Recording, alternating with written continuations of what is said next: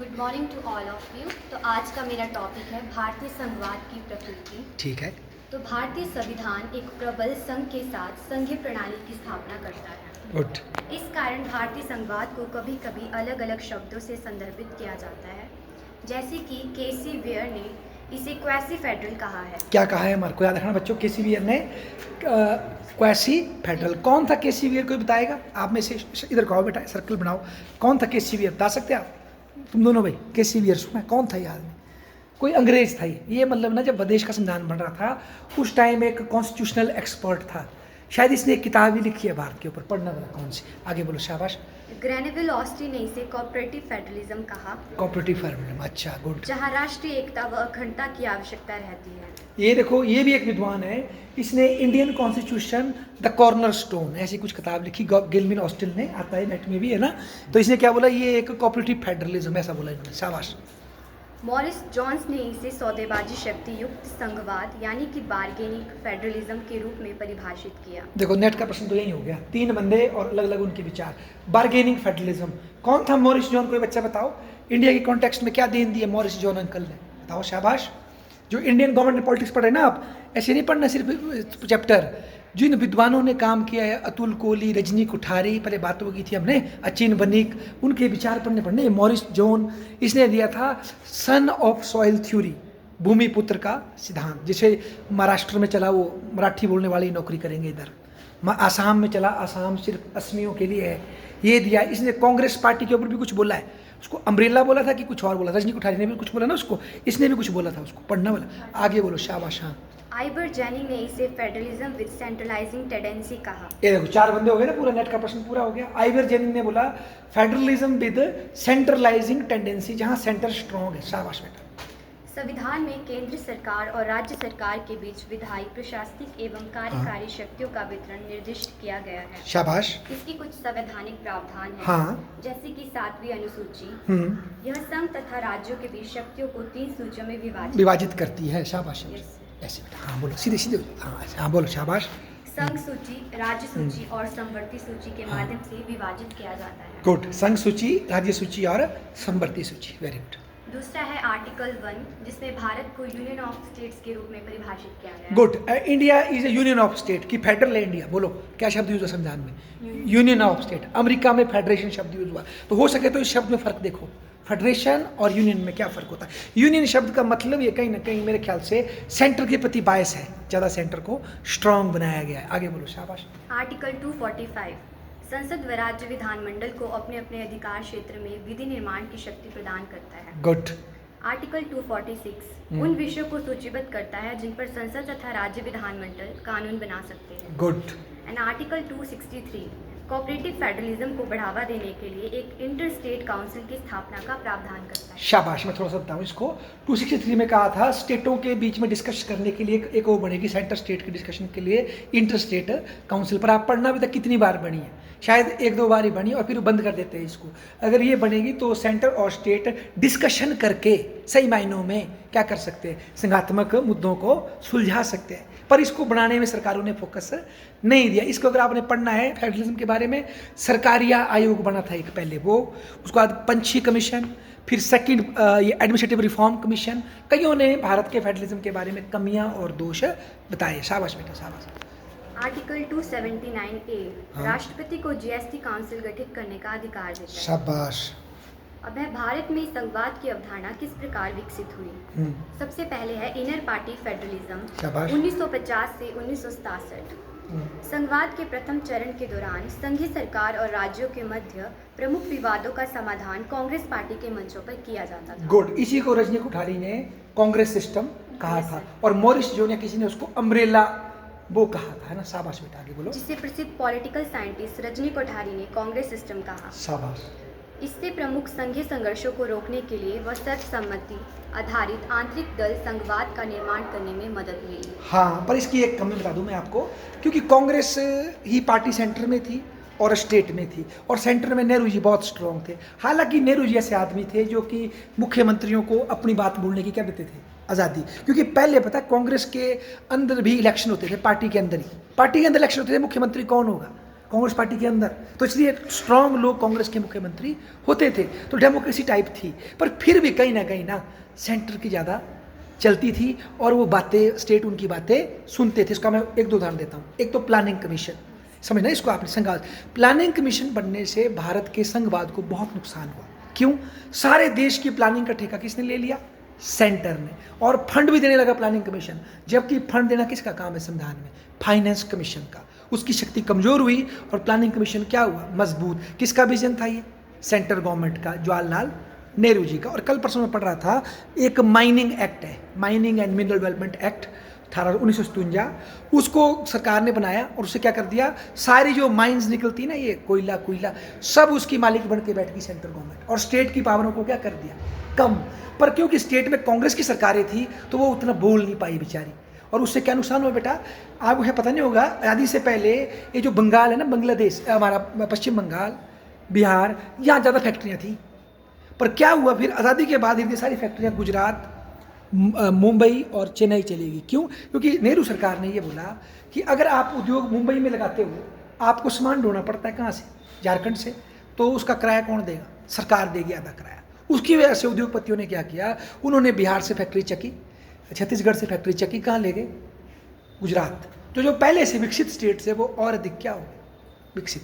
पर वो मुख्यमंत्री बोल नहीं पाए, क्योंकि सेंटर में भी कौन है और स्टेट में भी कौन है? सेम सरकार। तो इसका फायदा भी था, पर नुकसान ये था कि खुल के विवाद सामने नहीं आया। और एक उदाहरण देता हूँ लास्ट, नेहरू जी ने क्या किया, उन्होंने उद्योगों को विकसित करना चाहा भारत में, ठीक है जी, और खेती को के दाम कम किए उन्होंने शुरू में। इससे कई लोग नाराज थे कांग्रेस के, पर वो बोल नहीं पाए। क्यों? क्योंकि हमारा प्राइम मिनिस्टर क्या चाहता है? उद्योगों का विकास। तो ये बात किसने उठाई फिर 67 के बाद? जो गैर कांग्रेसी पार्टी आई, उन्होंने बात उठाई कि किसानों का भाव बढ़ाओ। तो कुछ कमियां भी थी इसमें। आगे बोलो, शाबाश बेटिया।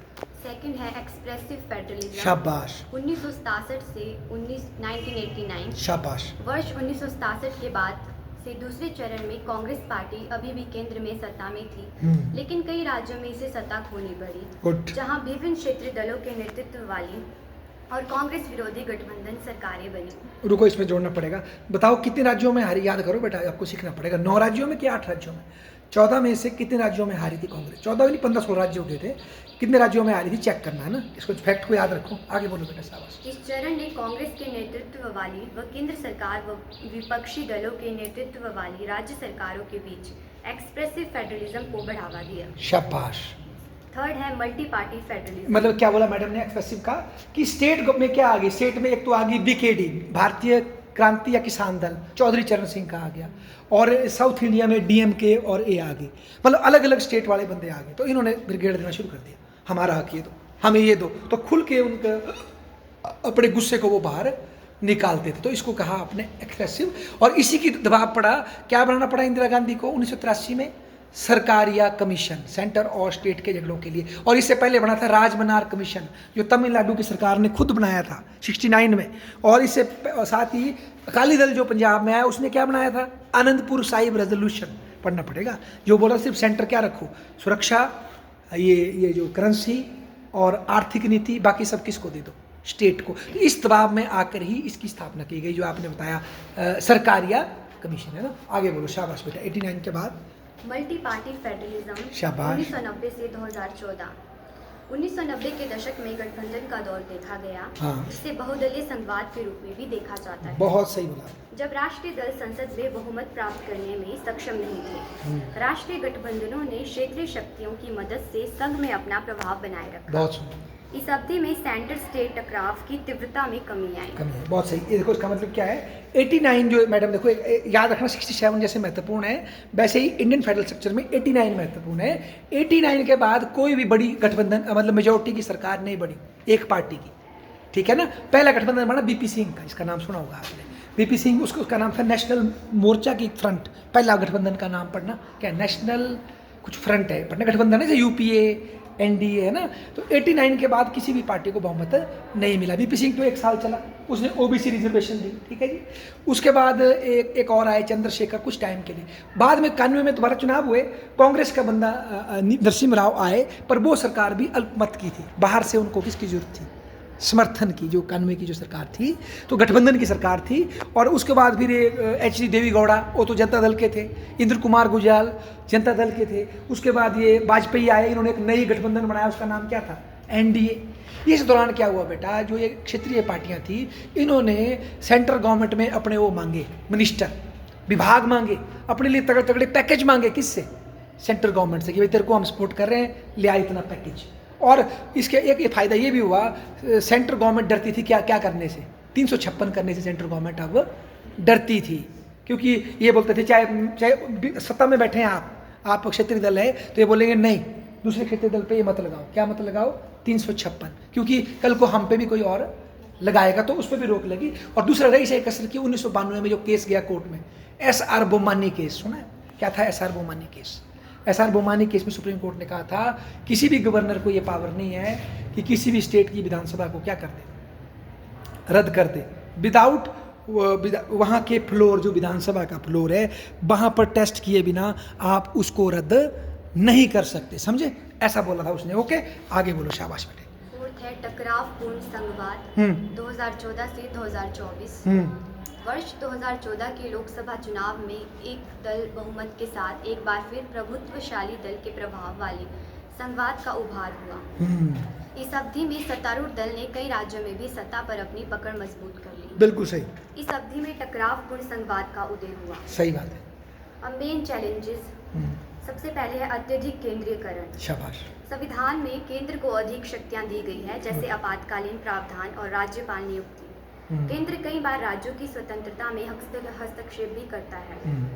सेकंड है राजकोषीय असंतुलन, बहुत फिस्कल इम्बैलेंस। शाबाश बेटा।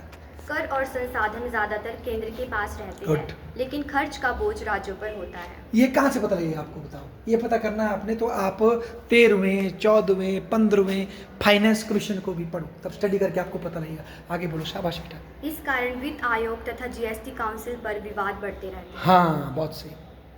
फोर्थ है आर्टिकल 356 का दुरुपयोग। हाँ। और स्थानीय सुशासन की कमजोरी। बहुत बढ़िया। और इसमें देखो थोड़ा सा ऐड करना पड़ेगा बिटिया, यहाँ स्टेट गवर्नमेंट भी डाकू है। कैसी डाकू है?